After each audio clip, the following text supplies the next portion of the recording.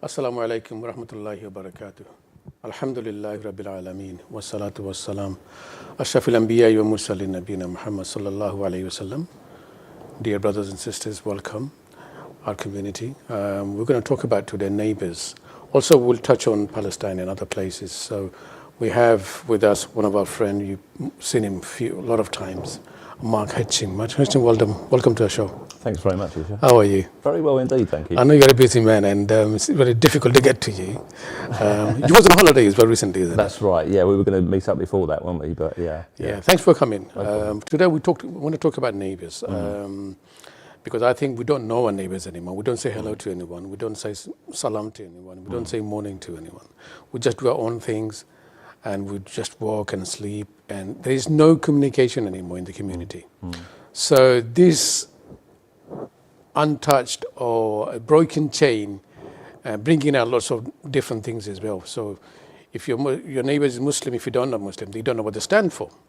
If your neighbor is a Christian, if you don't know what they stand for, so you actually don't know what's going on. So I think this is the reasons maybe we can see every summer we see there are a lot of demonstration outside regarding immigration, regarding racism, all these things happens. Every summer it happens, I don't know why. So I think your faith promotes neighbors as one of the pillar of your religion. Same with us. So we're going to talk about neighbors, and we'll talk about place where Jesus was born, Bethlehem, to see how he's raised, and as a Palestinian person he is, what's happening in Palestine. Are we doing enough to save those people as a human beings? Not based on religion, but as a human beings, are we doing enough? So neighbors, how is it important in your religion? Well, in my understanding, Jesus talks about the two greatest commandments. One was to love God with everything you have, but the second was to love your neighbour as yourself. So being neighbourly was absolutely fundamental to what he stood for. Therefore, when we talk about neighbours, we're absolutely not talking about our next door neighbour, although that could be our neighbour, but it extends to everybody that we meet. Okay. So in the sense that, our neighbours can be anybody, and I think that therefore means, well, what do we do when we meet anybody, whether they're new to us or whether we've met them 100 times? So neighbourliness is absolutely at the core of what our faith is. It's to understand that the neighbour can be the stranger, or the alien, in the sense of somebody who maybe is a migrant. It doesn't matter. There's no distinguishing between human beings. If this is the main one of the fundamental belief of Christianity, if you look at the Western world, recent world, I'm not talking about 60s or before that. Before it was different. Everyone used to know everyone. They used to live in small villages and everyone knows everyone, and they were really friendly. But recently, when we see modern world we live in, it's affecting everywhere, to be honest, even my country where I'm from, that nobody cares about nobody. If you live in a building, you probably would know one or two people, or you don't know the rest of them. So what happened between that time? I mean, as you mentioned there, people lived in villages, or they lived in places where they had real proximity to one another. I think particularly in the big cities like London, in my experience, if you live in a block of flats, if you live in a tower block, if you live in a place which separates, the actual kind of like the bricks and mortar separates people. So the only time you might get to see people is either on the landing that you're on, if they're coming out, or if they're going shopping, or if they're in the lift. So I think straight away that provides a sort of like a separation between individuals. So if you're lucky enough to have a house or a garden, there's an opportunity there to be able to see people outside. You might meet people in the car park these days if you're lucky. But so I think the actual way that we design cities is not always helpful. Is that planned, or is it just happened? It's planned, and I think there was an experience sort of back in the 50s and 60s post-war where there was a feeling that that they needed to do something a bit more imaginative with housing blocks. But I think what happened was they ended up creating these places where people were separated. I remember living, sort of like on my floor of a block of flats over in Bow, and there were 4 flats, on the floor. There were just 4 doors, and you probably got to see nobody, unless they were going out in the morning or perhaps if they were coming home from work. There wasn't a sense of community. I think it's better if you've got a balcony which you can walk along. Yeah. But I think that makes a difference, without a doubt. Sometimes if you live in those big tall flats and stuff it's like you're living in prison. If you're elderly, you can't go out, you can't do shopping, you can't do anything, you can't. Only thing is just open the window if you can. That's it. You don't see anyone else unless someone comes and sees you. Sure. So, did that help as a community? Do you think we need to change? We need to think a bit differently? Yeah, I mean, certainly housing schemes these days think much more creatively about, what it means to be community. So, if you've got a community hall, great. That means people can gather there. If there's a community space, people can kind of like meet in a community space. So there are some imaginative schemes around, where that is promoted. And it just takes a bit of imagination and a bit of, how the human beings want to relate to one another. And there are some good examples of, creative housing schemes that create their sense of community. But equally so, there's a lot of old housing stock that doesn't allow for people to meet. So I think that's the first degree of separation. But the next degree of separation is that, people don't appear to have time for one another. There's a sense in which particularly living in a city, as you know, we're always on the move, we're always fast. We're known as Londoners for walking twice as fast as anybody else. It's true. We don't have time for one another. And I think that's where we have to have a bit of a mind sort of change. How do we make time? Why not slow down? Notice who's around you, and I think those things are really important, and I think that's common to humanity. So at the moment, because we don't talk to each other, no one talks to no one, to be honest, apart from hello and hi. The value you carry, your next generation will not pick up. But because of social media nowadays, you got YouTube, you got Facebook, you got WhatsApp, all these things, you don't know what they're learning. It could be someone from another world, in another country, whatever, that you're probably learning something. It's nothing to do with you, to be honest. It could be bad, it could be good. Mostly bad, to be honest. So our generations are actually running away from the good values we carry, to be honest. So how do we manage? Or I don't know, what can we do to bring people to think about those things? Well, I think it starts at home. I think it starts with families. I think we should encourage one another not to use mobile phones. When we sit down together, that we actually make time to put the mobile phone away, to actually listen to what one another has to say. How was your day? Learn about what the children are doing at school. For the children to ask us a little bit about what we do by way of work. So I think technology can be a real hindrance. Maybe that is another way of being able to, take a bit of an interest in what the young people are actually learning on social media. Maybe there's something they do want to share. I mean, just a few minutes ago, we had a young person here that was absolutely absorbed with his train set and his train program. So I think it's taking an interest, in what the young people are taking an interest in. That's got to be a starting point. Because also we're moving towards AI world now. Yeah. So people are thinking that human communication will be almost stopped. It will be a time they will replace maybe the humans in jobs, definitely. And you will have in your home maybe some kind of techniques, something will happen that you don't need humans anymore. You will have dolls, you will have people to talk to, online, everything. You don't need personally human beings anymore. So if you're going in that line, can you imagine the destruction of the humanity will be? That you don't see humans for a whole month probably, but you're also working with whatever AI around you. So as a faith group, your church, my mosque, how do we find a way to bring people in? Because human touch is human touch. They can't replace that. Sure. Like me and you talking to each other is one thing, and talking in the online phone, everything, it's totally different. It's never going to be the same. So we're talking about our nieces and nephews, brothers, sisters, these kind of communications, we're moving away from. So once you move away from these people, the communication, the touch and the love, and it's not there anymore. It's not there anymore. But I think young people soon see through technology. I think when you start to do the experiment where you say to them, have you considered just doing without your phone for a day? I think some of them genuinely benefit from that, and they see the benefits of it. And I think we have to have the boldness and the courage to be able to encourage our young people to spend time in one another's presence, so that we actually are fully concentrated on what the other person has to say. It's so easy to be sort of distracted, and we have to make more of an effort, I guess, just to say, actually, well, we're not saying that that technology is evil.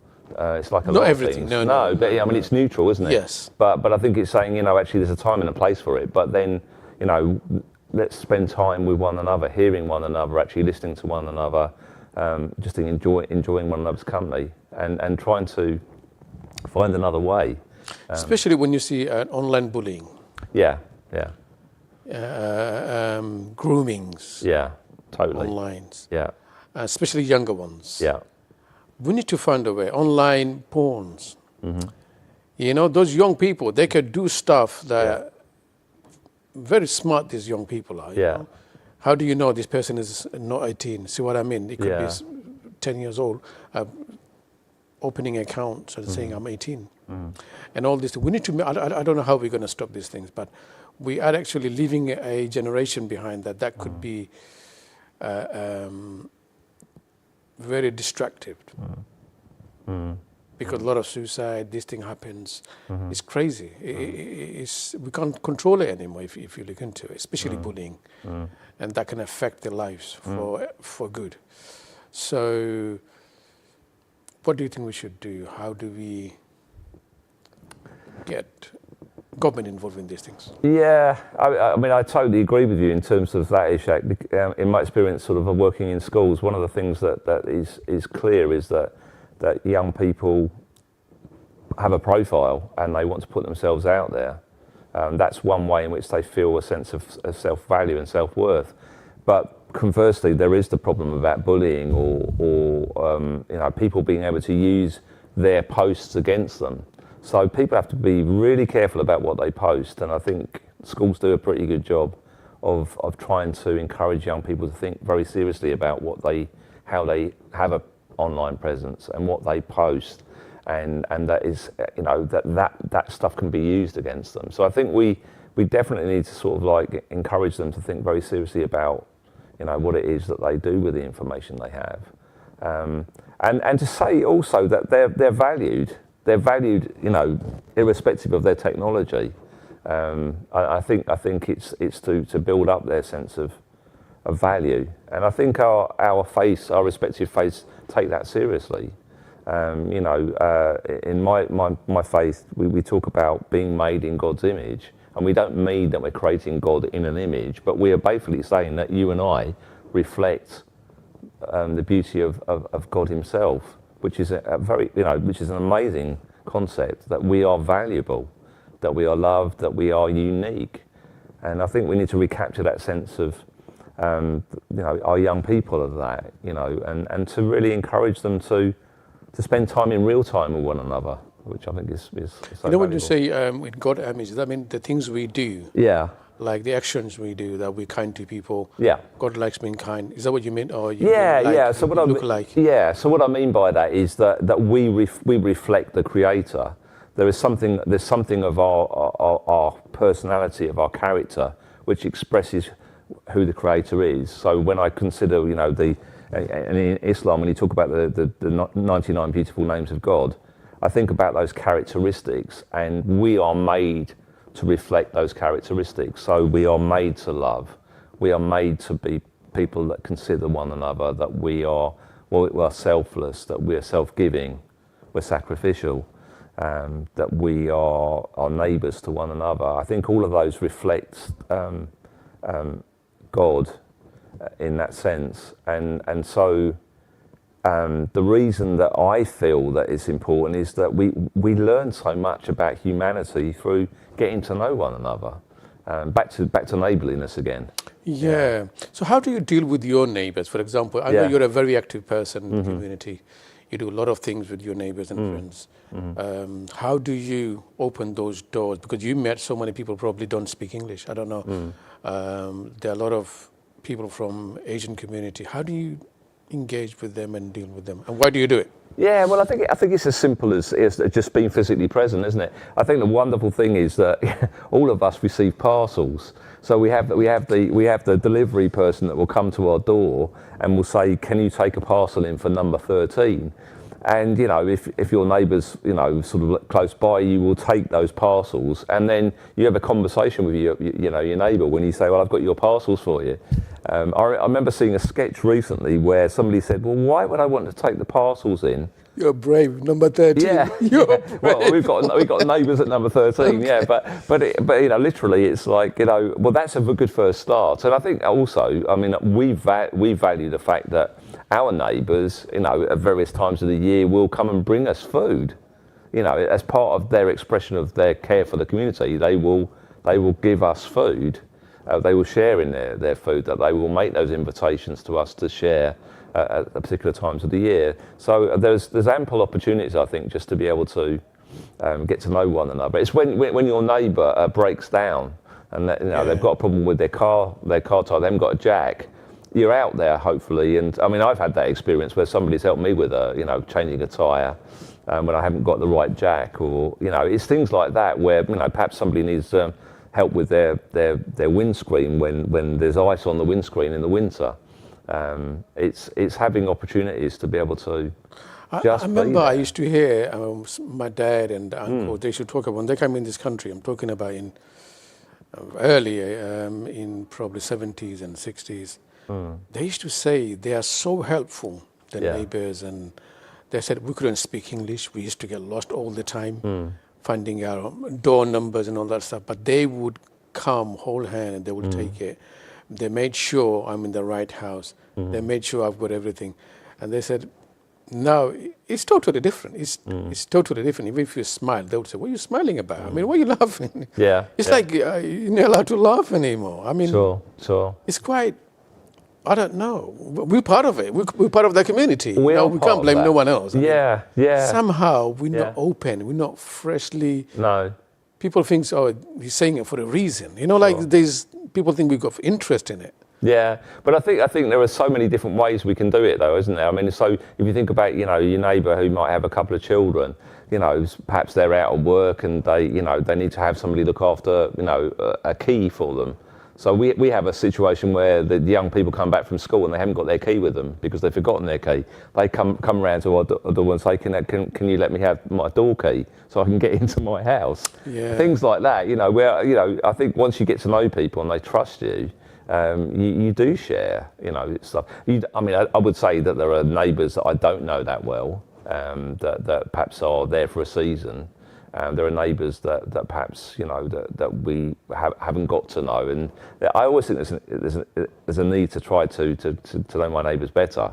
But yeah, I think even for immigrants community, we actually need to go out and speak to people. Sure. First thing, you learn English. Yeah. You're talking to them. You get to know the community, their values they have, because we're in the country, so we need to learn about them and make friends. It helps. If the person knows you for good, they will help you in the time of need. Otherwise, what happens is you will find bad people. Evil's everywhere. You will find good and bad people, but always the minority. Evils are always minority. So it's important for us to go out to our neighbors. When it comes to neighbors, we talked about neighbors. I think me and you actually agrees on this, lots of things. I want to talk about Jesus because you're from that faith. Jesus, we call it Isa alayhi salam, may Allah be pleased with him. He born in Palestine. He's a Palestinian. So he was a Palestinian Jew, actually. That was his faith. And a place called Bethlehem. I wonder if that was the old name of Bethlehem or if it's changed. I'm not sure. You would know better than me. His town or his place of birth, it's the most deprived at the moment in the world. His people, if he was Palestinian, So these are his people. There are a lot of Christians there too. You know, overlooked. I would say overlooked. No one talks about this Christian community there. The church been blown up. No one talks about it. They've been bombarded by then their neighbors, taken over their land and broken everything down. How is it that we've forgotten them, especially European Christian groups? I'm talking about because they are wealthy, they got power, they can talk to them directly. We local Muslims are there too, but we're not powerful as the Europeans, to be honest with you. So do you think they've been forgotten for any reasons? Well, there's a weird stereotype that people think that the Palestinians have one religion. Or, I mean, you know, and the stereotype somehow is, overlooked. It's true. Yeah, and that, I mean that's incredible that you know that we're talking about Palestine. We're talking about a place where you know all the great Abrahamic faiths exist, and you know people do come from very different backgrounds and contexts, and that's right. You know, people can be forgotten. So I think it was fair to say that in terms of like the Palestinian Christian community. There are good relationships with churches in Europe and further afield, but I think what quite clearly has happened is that we have forgotten about the plight in terms of prayerfulness towards our Palestinian neighbours. I think that on one level, many of us are really trying to search for what we can do at this time. We can protest. There are a lot of things we can't do because we're not physically there. But I do think that there's a responsibility on all of us to be praying for all of the community. I mean, obviously, if we have something in common in terms of our faith, then it's our responsibility to get to know the Palestinian Christian communities out there, because I think they do an incredible job. I remember seeing just recently on the news about the Christian communities in Gaza. And there are still churches just about that are operating, just about in Gaza City. I think there was a priest that was absolutely determined not to move because he said, I have a responsibility to my congregation. I think there are some good relationships with communities out there, but I think and probably over the last couple of years, in reality, I think a lot more people have taken interest in that area, because it's been so much in the news. But I do think we do continue to bear a responsibility. I'm going to come back to the same question after the break. Yeah. Dear viewers, we're just going for a small break. Please stay with us. It's quite important stuff to talk about. Assalamu alaikum wa rahmatullahi wa barakatuh.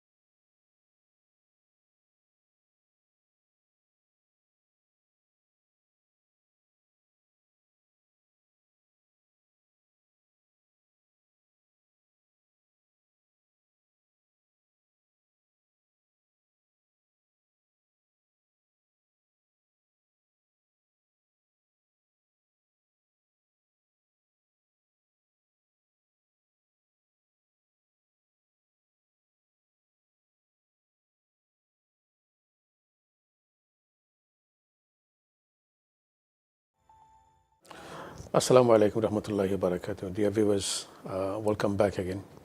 So we were talking about Palestine, Isa alayhi salam, where he was born. Our views and our Christian friends' views, very similar. We believe he was born miraculously. And he's a Palestinian, he used to live there, he grown up there. So we're talking about the same places where things are happening at the moment. We were talking about before we went, so he was upright, or he was grown up in Nazareth. So which part of the Palestine is this part?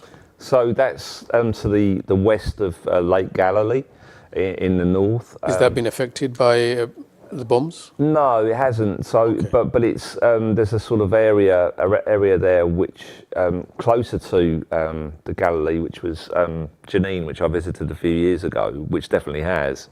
But Jesus, to all intents and purposes, was learning a trade. He was a carpenter, and so he learned that trade. But then he had quite a lot of free movement around Palestine, and so many of the Bible stories that I read are of Jesus, travelling to different parts of the Galilee, but also to Jerusalem and to other small villages. So, yeah. There's a question here. Some of my friends been there too. So I asked him that if you go to a church in England, or if you see a picture of Jesus, it's more like a European white person. So he said, he said, when I was there, actually, no, he's not white there. He's more dark and black. He's olive, isn't he? Yeah, he's brown, exactly. So I said, how did that work out then? Yeah. So because you've been there yourself, you've seen them. Totally. I mean, so for, it's very normal as I see it. I mean, that is an explanation of my faith. But I think it's fair to say that wherever you go in the world, you will see examples of if you like, drawings or paintings that depict Jesus as being close to that culture. So if you went to South America, you'd see the same thing. If you went to different parts of Russia, you'd see a very, very sort of different sort of depiction of Jesus. So they probably emotionally do it in their own way. He's exactly. one of us. Exactly right. Yeah. He's one of us. He was one of us. Exactly. Yeah. Very definitely. Yeah. So he actually used to speak Aramaic, right? Mm-hmm. Is that still there, the language itself? Very definitely. Yeah. Oh, brilliant. Yeah, absolutely. There is a big Aramaic speaking sort of like contingent in the Middle East, and there are very few words that in our scriptures that are in Aramaic, but there are examples of that. Yeah. Have you met those people, and have you? Yeah. I mean, I have absolutely no concept of the language at all, but you will see some similarities between that and Hebrew. Okay. They've got similar. Exactly. Like a sister language. Exactly. And Arabic quite mixed as well. Exactly. Yeah, absolutely. So there are lots of overlaps. We all know that he used to do miracles. Isa alayhi salam used to do miracles. He used to walk in the sea, or he used to make sea into a wine, according to your faith too. Sea of, is it Galilee? Yeah. Where is that place? So that's in the north. There's a little town called Tiberias, but there are a number of places around the Galilee where Jesus, operated. So there's a place called Capernaum, which is not that far away, and Nazareth is not far away from Galilee either. So again, when Jesus was first meeting his neighbours, he met fishermen in the Galilee, and he would go out fishing with, Galileans on the lake. And there's an example of a story of Jesus being on a boat during a storm when the storm came up very quickly, and the people in the boat were extremely afraid, and Jesus calmed the storm. So that was an example. So some of his followers also been fishermen. Yeah, they had very ordinary jobs. Peter. Peter. Yeah, absolutely. So there was a number of them that were fishermen, and that's how they first got to know Jesus. Yeah. So the one question comes in here, because a lot of our viewers are watching. So we see Jesus as a prophet, like Abraham, Moses, Jacob. Prophet Muhammad is the last of the prophets. Our prophets said we are like your brothers in faith. In principle, they all have the same faith. You believe in one God. We were created by God that is not like his creation. Because when you make something, you don't become that. You don't look like that thing. So if I make a table, I don't look like a table. But you don't see Jesus as a prophet. Yeah, we do. We very definitely. Okay. Yeah, as Christians, we do. We talk about Jesus being a prophet, a priest, and a king. There are some of the titles that we give him, and definitely in terms of prophecy, we talk about somebody that is wise, that is able to sort of like speak into the situation in which he lived, which is something that we believe that he did in the same tradition as the Old Testament prophets, where they talked about injustice. We also talk about because the Levitical priesthood, which was the Levitical line within sort of Judaism, Jesus was a Levite, so he was also a Nazarite, but he was a Levite, so he was a priest. That's what we believe, and we also believe that we give him the kingly title as well. But there are many other names that we give Jesus. But you also believe that he's part of God, or he is God. So we talk about God, Jesus being God incarnate, and then what we mean by that is that he was, we believe that he was both fully human, but he was also fully God as well, which is something which we see his humanity, and he reflects our humanity, but equally so we see him. He talks. There's a passage in our scriptures which talks about Jesus being great, and it talks about his being the exact representation of God, and so that's a controversial passage, but that's something that we understand him to be. So he had the authority to do the miracles that he did. That's where the difference comes in. But this, with understanding, so we believe Jesus himself said that I can't do nothing by myself. Without the permission of God. Mean Father. He also worshipped. If he was God, would he worship himself? Does God have a God? If he was God, does he have a God? Mean Father we're talking about. If he was God, why would he depend on sun, the moon, the water, the food, the breathing, the life like humans do? In the same time, how can he be fully God? At the same time, he's limited, you see. So we get mixed up with these things. So when we say, I don't know if that makes sense to you, when we say none of the prophets, because in the Bible claims, yes, God is not a man. Bible says that God is not a man. He's not a son of a man. So if we say Jesus is a man, also God, does it contradict your own Bible? No, in the sense that one of the depictions of Jesus is as Son of Man, which is quite an interesting thing. So going back to the Old Testament prophets and to the prophet of Daniel, there is actually a depiction of a Son of Man. So there's a very famous story in the Old Testament in Daniel where there are three Hebrew men who are imprisoned by the king, and they're put into a fiery furnace, and there's recognition from the soldiers present that those three men were in the presence of another entity who was known as the Son of Man, and so the Son of Man is a title that we would give to Jesus as well, because we believe that there are very ancient examples of Jesus actually being present pre his birth. So there's another example of Abraham as well, who actually received 3 visitors. And many people sort of like understand that to be God present. Okay, we believe angels, but you believe... Yeah, exactly. Yeah, so there are examples of what we call theophanies, sort of like God's presence, in creation. So there are examples of that. Even going back to the creation story, we have an account of God walking in the garden. With Adam and Eve, the first man and woman. So there are kind of like things that we would understand to be depictions of Christ even before, in very ancient expressions of our faith. We were talking about his preaching area, where is the mountain of... the Sermon on the Mount. Yes, another special place. Have you visited that place? Yeah, that's another amazing place. Yeah, exactly. Yeah. What's it like? Mountain of Olives. Yeah, I mean, well, the Mount of Olives is amazing. I mean, that's not far from Jerusalem. So Is it still controlled by Christians, or is it by? No, I mean it's owned by families. There are bits of it which are owned by the church, but different people on the Mount of Olives. So, but there are very ancient olive trees there. You know, it's a beautiful place just outside Jerusalem.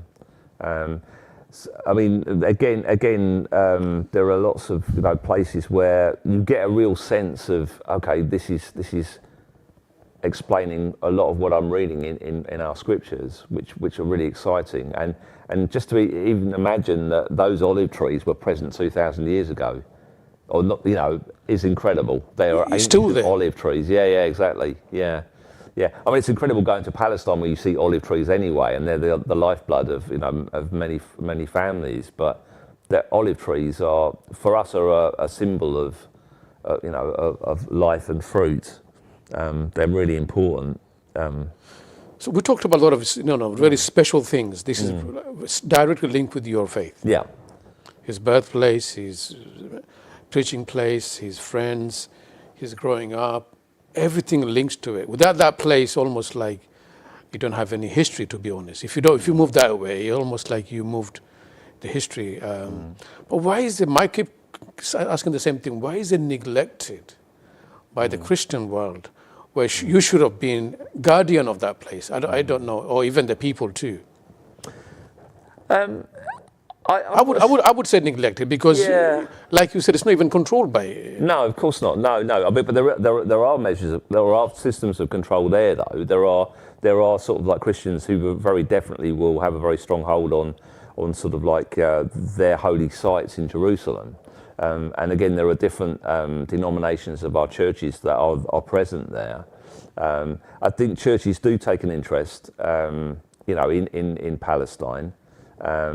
But I think many ordinary Christians, but because it's 2.5, 3 hours away by plane, don't have any real understanding. I think it's only when you get a chance to visit there that you get to understand that this is actually really important to your faith, that it makes a difference. So for me, going to the Middle East over the period I have done, it's been fantastic just to understand that this is a living example of my faith, of where Jesus lived and where he operated. It gives me a much better understanding, more rounded understanding, and also the fact that the Christians out there have a much better understanding of the Bible geography than I do, because they live there, which in and of itself is exciting.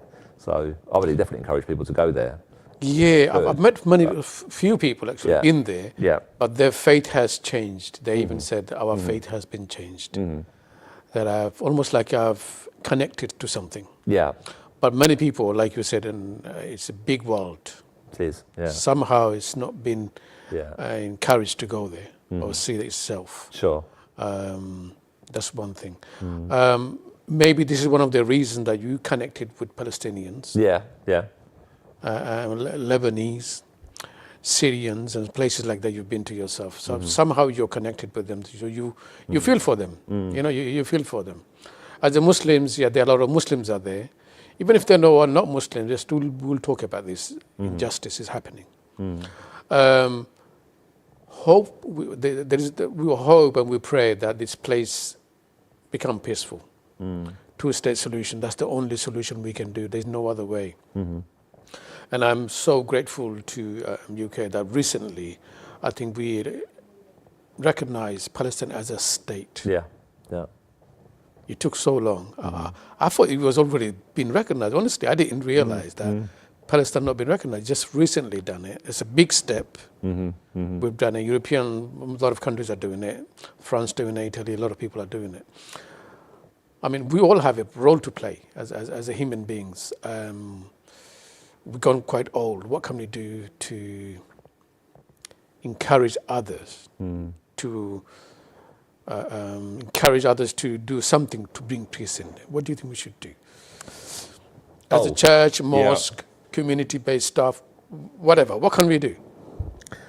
Well, I think what we can do is we can do things like writing to our MPs, to our political leaders, to talk about what we see going on before our eyes. I think we can definitely do that. I think we can continue to. Would they change their mind? They already know that's the issue. No, of course, but if we broadly speaking, a lot of us have MPs that are sympathetic towards sort of like the plight of the Palestinians. I think it's important that we do that. But I think we also need to continue to protest and continue to agitate our government to actually not contribute to to the military, providing military. Recently we have. Yeah. I think we spoke about it. Yeah, we have, yeah. This government, I know they're quite weak, yeah. but at least we tried to said, these are the conditions, don't do it, we're not going to give it to you. We've done a little bit, more or less we've done that little bit. If other countries come into it slowly, then that will give them a hint. Listen, by UN, this is the genocide. By UN, no one else, it's not political. They said this is a genocide. You're moving people away from their own land and you want to take it over for good. Yeah, yeah. In front of everybody. I mean, this is crazy. It's open daylight and they're just doing this. Yes, 7th October was crazy. We all agree on that, But 65,000 people died. Look at the children. Majority of them are children and women. And there is no schools, there is no hospital, there is no... I don't know, man. I know. I mean, it makes you weep when you see what is happening there. I'm grateful for the fact that the UN is taking, responsibility, that it has had this conference, that we keep agitating for a two-state solution. But I think equally so, where we do have relationships with, or if we don't know people out there, we need to put other people in touch with, projects out there, to encourage, people living in the West Bank, for example, who are really struggling, every day with sort of injustice. I think it's important that we do, if we don't have those relationships already, we need to establish relationships and give practically, because there are ways that we can do that, which I think will make a difference. Every day I've felt a sense of helplessness, in my own personal actions, never mind, what we do as a country. Because I know you, and I know other small Jewish community also. I know they pray for Palestine, they pray for the peace, they pray. They also fast for the prayer, for the Palestine. There are a lot of Jewish friends of mine. They also do that. We don't get to see this enough, especially people from the faith. Yeah. Somehow we've not been covered. Sure. The media won't cover me and you talking about Palestine and other places. So people get to see, everybody hates us. They lost hope. They got nothing. No one cares. But that's not the genuine thing, is it? If you see in England, like every Saturday almost, sometimes could be millions of people coming out. Hundreds of thousands of people coming out for the sake of Palestinian people. They're not from that religion at all. They're not from the Muslim religion itself. So majorities are faith, no faith, they still want to help these people. Yeah. This is a big thing. This is a great thing to do. Yeah. It's brilliant. I've recently seen 40, 50 country, especially civilians coming together. And they want to go, they're taking food at the moment to Gaza. Yeah. I don't know if you noticed that. There's a flotilla, isn't there? It's crazy. I don't know how. There, and they know they might not return. They know they might be bombed. They know that. There are some reports as well. They're trying to scare them off. They're nearly there. They're nearly there. I mean, when you look at that thing, that gives you a hope. Yeah, absolutely. Yeah. And I really wanted this role should be played by people of faith. I genuinely want that role. We live for God. We die for God. We should do something for His creation, especially when people are in that level. They got nothing. Yeah. No food, no water, no medicine, nothing. And if we could have done something like this, honestly, if the faith group, by the church, mosque, temples, whatever, whoever, and no faith, it's not a problem, that would have been a good demonstrate that we care about people. But I think the difficulty is that you've seen already that there has been a massive amount of aid that's gone there, and yet it gets stopped at the border. You can't go in. It can't go in, whether that be Egypt or, on the other sort of entrances. Israel has very strictly controlled sort of like entry of those organisations, and it's changed the mechanism by which it's an American organisation that has actually gone alongside of the Israelis, isn't it? Which You said how they give food. I don't know. I never thought I would see this. They throw the bags. Yeah, from the air. Yeah. And you see hundreds of people running for those food. Sure. They're falling in the floor, old, young, babies, kids. They're fighting because they got no food from, we don't know for how long. They're like, that is an insult to humanity. It is, yeah. And then you also get shot by them. Yeah, I mean, it makes 40, 50 every day. Yeah.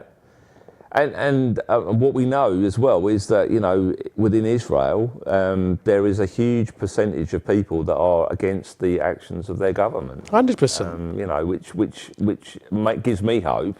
But by the same token, we need to know how to partner with those groups. I know there is a huge online presence, which is standing out. When you get a lot of Orthodox Jews actually speaking directly against what their government is doing, that gives me hope. But how much impact does it have on the warmongers? It's hard. We've done quite a lot of talking today. Let's come back home, and we've got 2 minutes or 1 minute. What do you think we should do? And do you think we should do something about this? I think one thing that we should be able to do is to be able to, is to signpost us, to different projects out there. Now I know the West Bank better than I know Gaza. I don't know Gaza. I haven't visited Gaza, so I don't know sort of groups that are already operating with different organisations out there. But certainly in terms of we mentioned Bethlehem. There are really good examples of projects I know in Bethlehem where they are doing some incredible work, and one of the amazing projects is called Al Rawad, which is they call themselves Beautiful Resistance, where there are educational projects that are being run. There are community projects, there are dance projects. They've come over to the UK. They're an amazing group. And they're a group of, it's a Muslim group out there that we've done some support of in the past, and I would love to be able to sort of signpost people to the work they do, because there are examples in the West Bank that really do need our support. Anyway, thanks for coming tonight. It's a pleasure. It was fantastic to talk to you. We talked about a lot of things. If I was harsh on you, please do forgive me. That's okay. Dear viewers, we talked about lots of good things. I hope if you are wrong, please do forgive us. We're just passionate talking about those things and humanity. Please pray for them and pray for us, and hope to see you again, inshallah. Assalamu alaikum rahmatullahi wa barakatuh.